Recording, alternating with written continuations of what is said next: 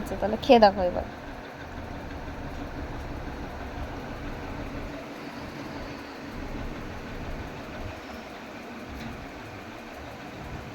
ভালো আছে।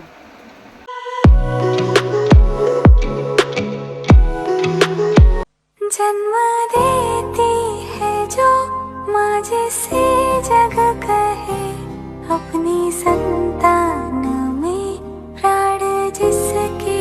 Hello everyone, welcome back to my channel একিজ ওয়ার্ল্ড। চলে গেছি মাদার্স ডে স্পেশাল একটি ব্লগ নিয়ে। দিনটি ছিল মাদার্স ডে, তাই ভেবেছিলাম মাকে একটু সারপ্রাইজ দেবো। কেমনভাবে দেবো ভেবে পাচ্ছিলাম না। তারপরে ভাবলাম আমার মা তো সারা বছরই রান্নাঘরেই থাকে, তো চলো একটা দিন অন্তত মায়ের জন্য রান্নাঘর থেকে মাকে ছুটি দিই।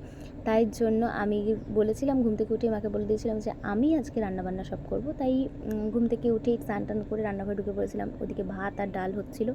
আর আজকে আমি করব আমার মায়ের ফেভারিট এঁচোড়। সেই করার জন্য আমি এঁচোড়টাকে সেদ্ধ করে রেখে দিয়েছি, আর এদিকে আলুগুলোকে ডোম করে কেটে রেখে দিয়েছি। আর এইদিকে আমি এখন মশলাগুলোকে গুঁড়ো করছি, বাটছি। আর এটা আমার কাছে একদম নতুন একটা এক্সপিরিয়েন্স, কারণ আমি আগে যতবারই রান্না করছি আমার মা আমাকে এই শিলনোড়ায় মশলা বেটে দিত, আর আমি মশলাগুলো দিয়ে নাড়াচাড়া করতাম খালি। আর এই প্রথম আমি একদম সমস্ত কিছু নিজের হাতে গুছিয়ে নিয়ে রান্না করতে বসছি। এটা আমার খুব ভালো লেগেছে, একটা নতুন একটা এক্সপিরিয়েন্স হলো। আমি আগে মাংস টাংস করেছি, কিন্তু সেগুলো ভিডিও কখনোই করিনি। আর এটা মাদার্স ডে স্পেশাল বলে তাই আমি ভাবলাম একটা স্মৃতি তো থাকুক। আর এইদিকে দেখো তেলটা গরম হয়ে গেছে বলে আলুগুলো ছাড়বো। আর এই যে আমি ভয় পেয়ে যাচ্ছি, আমার প্রচণ্ড ভয় লাগে আগুন আর তেলে। এই তেলগুলো যখন ছিটকে জ্বালা করে না, আর যখন আলুগুলো দিচ্ছিলাম আমার হাতের মধ্যে কেমনভাবে তেলগুলো ছিটকে, আমার মা ওপাশ থেকে হাসছে যে ওরমভাবে আলুগুলো ছাড়লে তো হাতের মধ্যে তেল ছিটকাবেই। তারপর মা ওখান থেকে হাসছিল, আর মা বলছিল যে এক্ষুনি হাতের মধ্যে একটু নুন ঘষে নে, না হলে পরে হাতের মধ্যে ফোসকা পড়ে যাবে। আর এদিকে গল্প করতে করতে আলুগুলো কড়াইয়ে ঢালা হয়ে গেছে। এখন হচ্ছে আলুগুলোকে একটু নাড়াচাড়া করতে হবে, না হলে আলুগুলো কড়াইতে লেগে যেতে পারে। একে তো প্রথমবার এত কিছু এক্সপিরিয়েন্স করছি, একটু নার্ভাসও ছিলাম, তাই আমার হাত থেকে সব কিছু পড়ে যাচ্ছিলো।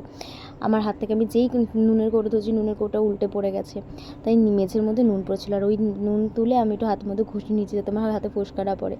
আলুগুলো ভাজা হতে হতে তোমরা আমার চ্যানেলটিকে সাবস্ক্রাইব করে দিও, তার সাথে বেল আইকনটিও প্রেস করে দিও, যাতে পরবর্তী ভিডিও আসলে সবার প্রথমে তোমাদের কাছে নোটিফিকেশন যায়। আর এই ভিডিওটি ভালো লাগলে লাইক, কমেন্ট আর বন্ধুদের সাথেও শেয়ার করে দিও। থেকে আলু ভাজা হয়ে গেছিলো বলে আমি এবার একটু এঁচড়গুলোকে একটু ভেজে নিচ্ছি। কারণ আলুগুলো যেরকম একটু লালচে লালচে হয়ে ভেজে নেওয়া হয়েছে, তাই আমি এবার এঁচড়গুলোকে একটু ভেজে নিয়েছি সেরকমভাবেই। এবার মশলাগুলোকে একটু কষিয়ে নিতে হবে। মশলাগুলো কষানো হয়ে গেলে পরেই তার মধ্যে ভেজে রাখা আলু আর এঁচড়গুলো দিয়ে দিতে হবে। গল্প করতে করতে মশলাটা কষানো হয়ে গেছে, এর মধ্যে আলু আর এঁচড়গুলো দিয়ে দেব।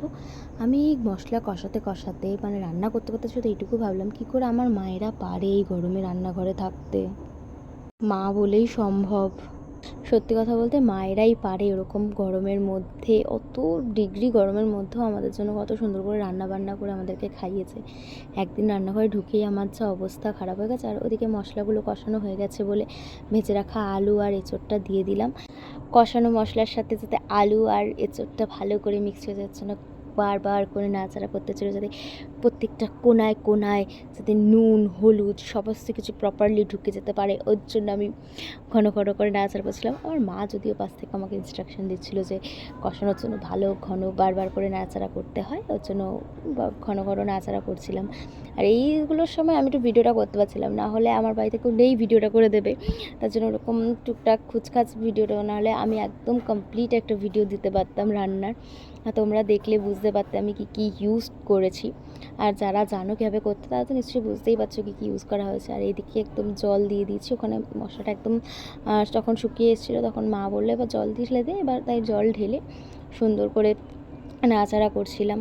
তারপর রান্নাবান্না হয়ে গেছে পরে আমার মা আমাকে এসে বললো, তুই তো আর পারবি না কড়াইটা থেকে এটা নামাতে, কারণ আমার সত্যিই খুব অসুবিধা হয়, নাহলে চারিদিকে খালি ছড়িয়ে যেত। মা বললো যে আমি এটাকে করে দিচ্ছি। তারপরে এই যে দেখো আমার রান্নাবান্না কমপ্লিট। তোমরা তো টেস্ট করতে পারবে না, তবুও দেখে যদি কেউ বলতে পারো তাহলে বলো কেমন হয়েছে। আর এই যে আমি আমার মায়ের জন্য ভাত আর তরকারিটা বেড়ে রেখেছি, তাকে আমার জন্য ভাত বেড়েছি। আর এই যে আমার মা খেতে বসছে। আর এই যে আমার মা খেতে বসে পড়েছে। আমার মা খুবই এক্সাইটেড ছিল, আমার হাতে রান্না মা প্রথমবার চাখবে তাই।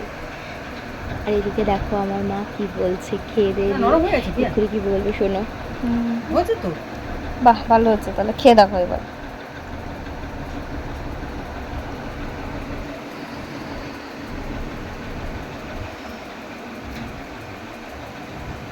ভালো আছে। আজকের মতো এটুকুই, দেখা হচ্ছে অন্য কোনো ভ্লগে। বাই।